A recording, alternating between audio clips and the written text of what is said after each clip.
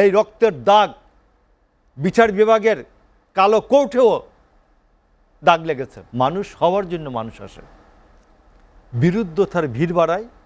তোমরাও মানুষ, আমরাও মানুষ, তফাৎ শুধু শির দাঁড়ায়। ওবায়দুল কাদের এই উস্কানি দিয়ে 148 জন প্রাণহানির জন্য 1 নম্বর যে দায়ী ব্যক্তি, সেটার নাম হচ্ছে ওবায়দুল কাদের। আপনি জানেন যে আজ বহুল আলোচিত এবং যে কোটা নিয়ে এত কিছু হয়ে গেল বাংলাদেশে, বিশেষ করে গত কয়েকদিনে ব্যাপক সহিংসতা, ভাঙচুর, সরকারি সম্পত্তির নষ্ট করা, নানা বিষয় উত্তাল ছিল রাজপথ।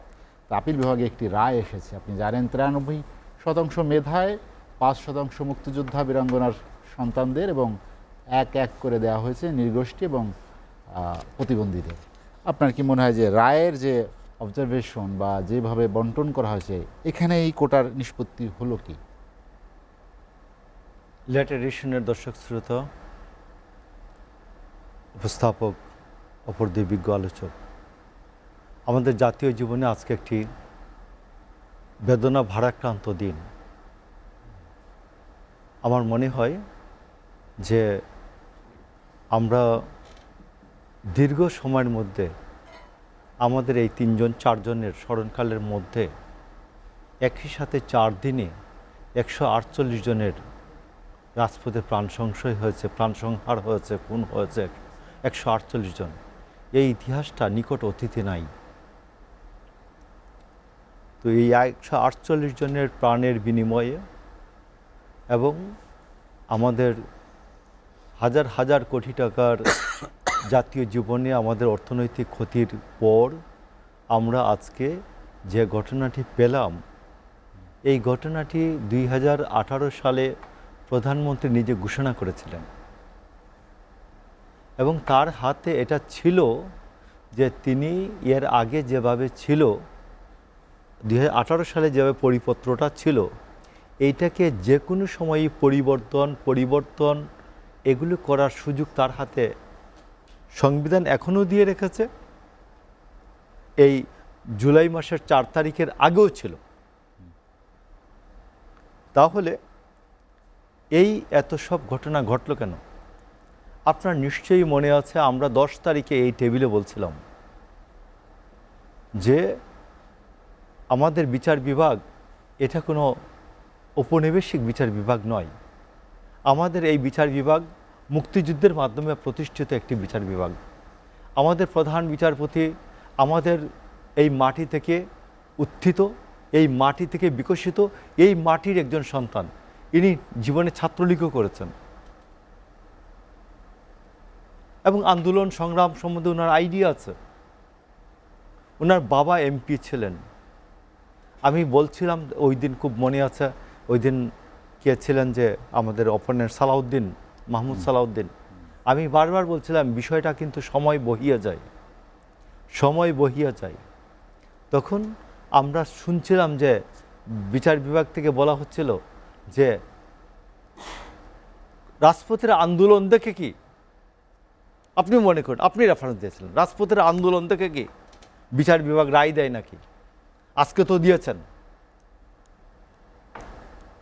148 জনের খুনের রক্ত যেমনি নির্বাহী বিভাগের হাত রঞ্জিত, এই রক্তের দাগ বিচার বিভাগের কালো কোর্টেও দাগ লেগেছে। কেন করলেন এটা? অহেতুক কাল বিলম্বটা করলেন কেন? এটা তো সুন্নতে খতনার বিষয় না? সুন্নতে খতনাও জন্ম একেবারে কি বলে যে ছোট বাচ্চা নবজাতকেরও সুন্নতে খতনা করানো যায় আজকাল যুগে। তো এই অহেতুক কাল বিলম্ব করলেন কেন? 7ই আগস্ট রায় দিয়েছে, 7ই আগস্ট শুনবেন বলে দিলেন। 7ই আগস্টের জায়গায় আজকে শুনেন নাই? আজকে 21শে জুলাই শুনেন নাই? শুনছেন তো। আপনার মনে আছে যে গত বুধবারে কাজী ফিরোজ রশিদ একটা টেলিভিশন চ্যানেলে বলছিলেন যে আজকে বন্ধ, আগামীকাল বৃহস্পতিবার, আগামীকাল বলুন যে আমরা এটা নিষ্পত্তি, অ্যাটর্নি জেনারেল যান প্রধান বিচারপতির কাছে, গিয়ে রায় দিয়ে দরখাস্ত দিয়ে বলুন যে আমরা রবিবারে সকালে অথবা সম্ভব হলে আজকে মানে গত বৃহস্পতিবারে এটা নিষ্পত্তি করতে চাই। তাহলে কি আপনি মনে করেন বৃহস্পতিবার, শুক্রবার, শনিবারের এই প্রাণহানিগুলো হইতো? কিছুতেই হইতো না। কাজী ফিরোজ রশিদের যে ইয়াটা কি বলে, কাজী ফিরোজ রশিদ, আমি উল্লেখ করতে চাই ভদ্রলোকের যে বুদ্ধি, মেধা, প্রজ্ঞা, গত বুধবারে উনি বলেছেন যে একজন সাবেক ছাত্রনেতা, 60-এর দশকের শেষের দিকে তুখুর একজন ছাত্রনেতা, উজ্জ্বল ছাত্রনেতা, তো তিনি বলেছেন যে এই সব হামকি ধামকিতে কাজ হবে না, ছাত্ররা গড়ে যাবে না, এটা আরও লোকজন, এটার সাথে আরও খারাপ লোকজন যুক্ত হয়ে যাবে এবং পরিস্থিতি আরও খারাপ হবে, এটা দ্রুত শেষ করেন, দ্রুত শেষ করেন। এই জাতীয় পার্টির নেতা, ছাত্রনেতা তাই বলছে না, একটা টেলিভিশন, নাম বলছি না আমি, টেলিভিশনে উনি বলেছেন। তো এটা করলেন না কেন বৃহস্পতিবারে? গেল। আমাদের দেশে কি বিচার বিভাগ রায় পরিবর্তনের নজির নাই? নজির আছে তো। গণজাগরণ মঞ্চ যখন আন্দোলন করলো, সংগ্রাম করলো, করার পরে আপনার মনে নাই যে কাদের মোল্লার তো যাবজ্জীবন হয়েছিল, তারপর সেইটাকে আবার কেউ আপিল করে, আপিলের তো প্রভিশন ছিল না, আপিল করে এটাকে আবার ফাঁসি দেওয়া হলো। তো এই যে এগুলো তো আছে। আমি মনে করি যে কাদের মোল্লার প্রসঙ্গটা আমি এড়িয়ে যেতে চাই, সরি, এই প্রসঙ্গটা না নিয়ে আমি বলি রাষ্ট্রের প্রয়োজনে আমার স্বাধীন বাংলাদেশের বিচার বিভাগ এগিয়ে আসবেন, কিভাবে দ্রুত বিষয় নিষ্পত্তি হয়। এটা হার জিতের প্রশ্ন না, এটা একটা। আমি আজকে একটা এই দিনে আমি একজনের খুব প্রখ্যাত না, বাট ভদ্রলোকের নাম শ্রীজাত, তার কবিতার শেষের দিকের 4টা লাইন আমি উচ্চারণ করতে চাই। এই দেশের এই দুর্যোগ মোকাবেলায় এই লাইনটা খুব প্রয়োজন।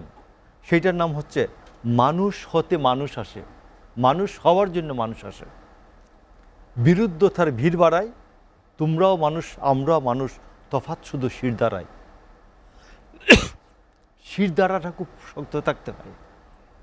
আজকে ওবায়দুল কাদের যে কাজটি করলেন, ওবায়দুল কাদের এই উস্কানি দিয়ে 148 জন প্রাণহানির জন্য 1 নম্বর যে দায়ী ব্যক্তি, সেটার নাম হচ্ছে ওবায়দুল কাদের।